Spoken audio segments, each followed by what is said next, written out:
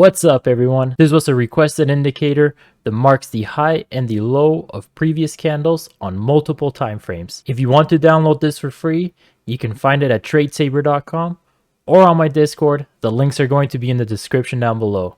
But with that being said, let's get right into it. Alright, so first let's load this up.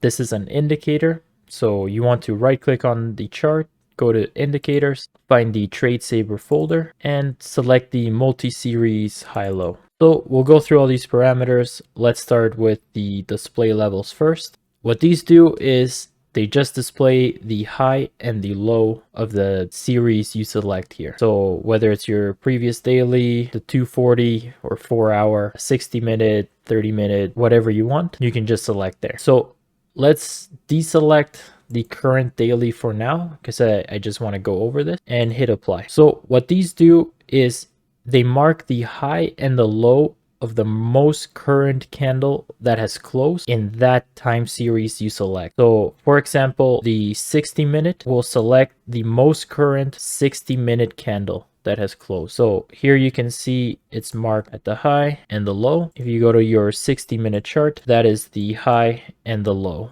right here, and it's going to keep that for any time series you select. So your previous daily is going to be here and here. Now all of these are going to mark the previous closed candle except for the current daily level. This is going to mark the highest and the lowest point on that current day. So if you select that option, it's going to mark your high at this red line here and your low at this red line here. Next, if you scroll down here, you're going to see options to modify the lines. This is all pretty straightforward stuff. If you want to change the color to, let's say, floral white, just because you can change that. If you want to change the style of the line, so if you want a dot, and if you want to change the size of the line as well, you can add that, no problem. Next, if you want to show the median, so the price between the high and the low, you can just select that for whatever you want. And if you don't want to see the labels for whatever reason, it gets too cluttered, you can just unselect that